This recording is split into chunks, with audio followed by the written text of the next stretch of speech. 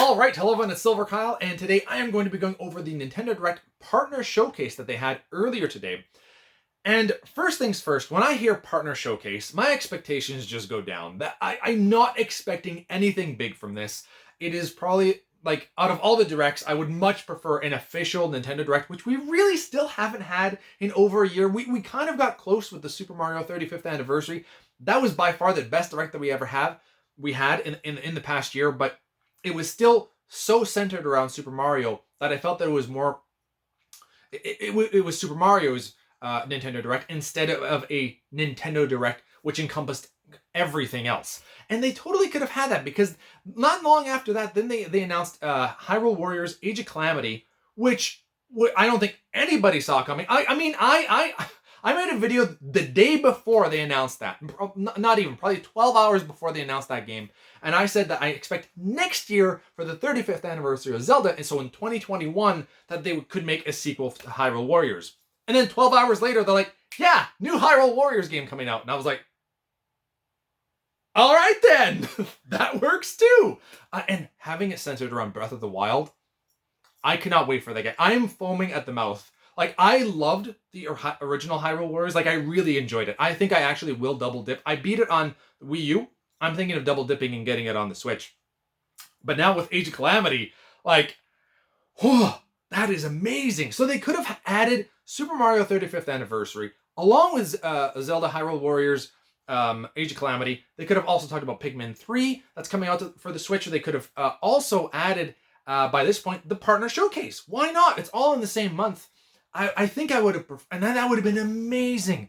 Imagine that kind of Nintendo Direct with all of these games. Everybody would have been freaking out. I don't know, though, necessarily if all of these games would have gotten as much attention as they do when they announce them by themselves.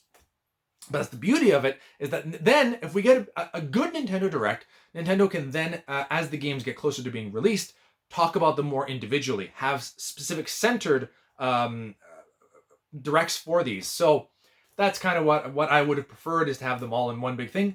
But they had this Partner Showcase. Didn't have high expectations. The only other Direct that I would have even lower expectations is a Nintendo Indie Direct, which, not my cup of tea at all. I know that some people love indies. Great for you. Not my thing. But this Partner Showcase wasn't bad. I would say that it was better than the last one. And they ended it with a bang. Like, honestly, the last... yeah, it was freaking good. So they started it off with a new Monster Hunter coming to the Switch next year. I think March 26, 2021 is when it's coming out. Looks good. I enjoyed myself with Monster Hunter World. I also played a little bit of Monster Hunter Tri on the 3DS. And Monster Hunter Worlds was by far better. I don't know if I will get this game. Definitely not probably on day one. But I could see myself, maybe if there's a price drop at some point in time for this game, I could get it. Really, the thing that I love about Monster Hunter the most is the cats. Like, just seeing how they interact with the environments. Like, in Monster Hunter Worlds, if they're crossing water, they have this leaf that they go on and they kind of row. Like, it's so adorable. I love the cats in Monster Hunter Worlds. In Monster Hunter in general. But yeah. So I don't really want to drop $80 just for, like, cats. Although I could see I wouldn't put that past myself either. That's the kind of person that I am. Cats are freaking awesome. Next up, then they had another one for Monster Hunter, which was Monster Hunter Stories 2, Wings of Ruin. So apparently, back in 2017, they had Monster Hunter Stories 1 on the 3DS. I had no idea until they announced that, and I was like, it's a sequel? What is this? I was like, I had no idea there was a first one for this. This looks like a little bit more. I like the look of it. It had much more of a JRPG feel to it, and apparently these games have more of an RPG style to them than the real Monster Hunter games. So this looks like something I would be interested in. I like the cel shaded kind of graphics. That was really nice. So I don't know if I would necessarily need to play the first one, although it is on 3DS, so I could end up getting that. I don't even know did they have an American release for that? I didn't look into that. It feels like maybe that's just a Japan only game. I honestly don't know. 2017. Now that kind of rings a bell that maybe they did, but I was just like, it's Monster Hunter, and I'm not really into Monster Hunter at the time. I don't know. Then they showed Fitness Boxing Tour, which was a rhythm and exercise game coming out in December. Wasn't really excited for that. Then they showed Disgaea 6. Now, this looks pretty fun if you're into Disgaea games. What I found even more interesting was that they then said that they're also including Disgaea 5, where you'll have 1 month to play it if you have the Nintendo subscription online. So you could play that for an entire month. You could potentially, I mean, that game I think is like over 100 hours, so it's quite a long game, and you'd have to be dedicated. But if you could beat that game in that month, and I really like this. I would love for the Nintendo to continue doing this. So if there's a big game coming out, have one of the previous games in that series, specifically if it's not Nintendo, because I think that Nintendo, I always kind of get their games. They could do that as well. There's nothing wrong with that, definitely. But I feel that like lesser known or not as well selling games, you could have the previous game up for a month where you could try it out and see if you like that series. Because I've never played a Disgaea game before, so that's kind of cool that they're offering the 5th one before the 6th one comes out. I really like that. So to me, that was the biggest news for that portion. Disgaea 6, I mean, if you're into it, that's great. But I think I might try out Disgaea 5. Then they showed the Chicago set mob themed game, Empire of the Sin. Looks, I mean, I've seen that before. It kind of looks like it could be fun, more so for the story elements. I don't know necessarily if I would like that game. It looks interesting. Ever since I've seen it, I'm very hot and cold with that game. I think it looks awesome, and then I kind of pull back every once in a while. So I'm really going to have to probably see like reviews for it and see if that would be something that I could be interested in actually getting. Then they had The Long Dark, which is getting a Switch release today. I don't really remember what that one was. They had Hades. Don't remember what that one was either. I feel like Balan Wonderworld. That was okay. Balan Wonderworld. I remember that one. These were more indie centric. I believe Balan Wonderworld, I think, is the people that have created Knights before from Sega.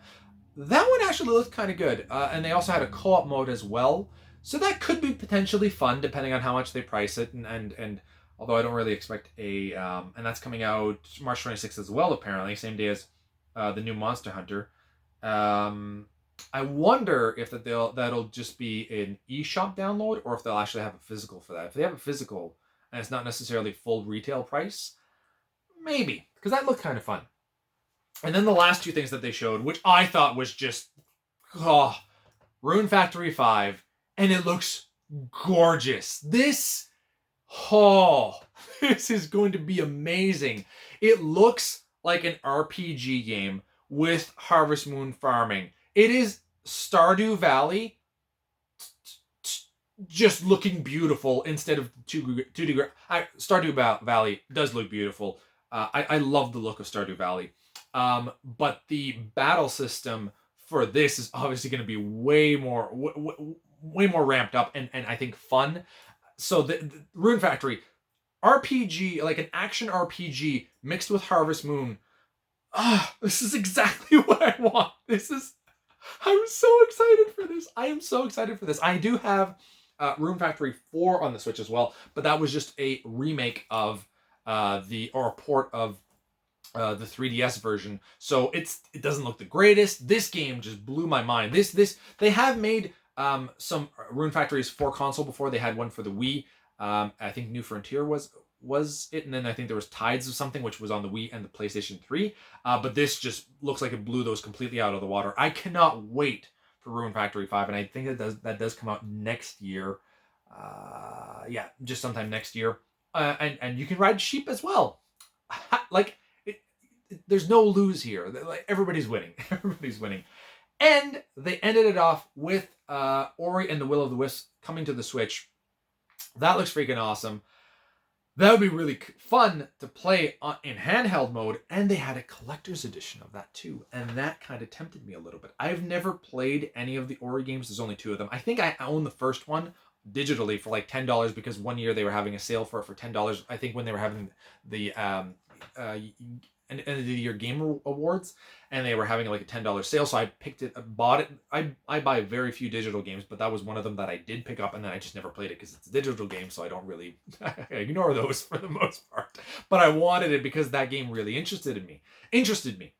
So I thought that they did a pretty damn good job with this. I kind of was expecting maybe something about Bravely Default, because I think that, well, I feel that Square could almost have like their own Bravely Default 2 Nintendo Direct centered around that game potentially. So I could kind of I kind of understood why that didn't show up, but I was really hoping that that's what we would get from this. But I was still very pleasantly surprised with Rune Factory 5. I'm freaking stoked for that. The Ori and Will of the Wisp Collector's Edition coming out. The new Monster Hunter game, Monster Hunter Stories 2. Gonna have to look to see if I have to play the first one before I jump into the sequel, because I think that probably interests me more than the actual Monster Hunter game. And Disgaea 5 being able to be played if you have the Nintendo subscription for that month. That's freaking awesome. I really like that. So overall, not a bad partner showcase from Nintendo. So let me know in the comments below what you thought of this showcase. Are you looking forward to anything? And please, anybody, look at that Rune Factory game. And if it looks like it's something that's quirky and potentially up your alley, get it, please. We need more of those games. So, thank you all for watching. You've been Bearded In. Beardage.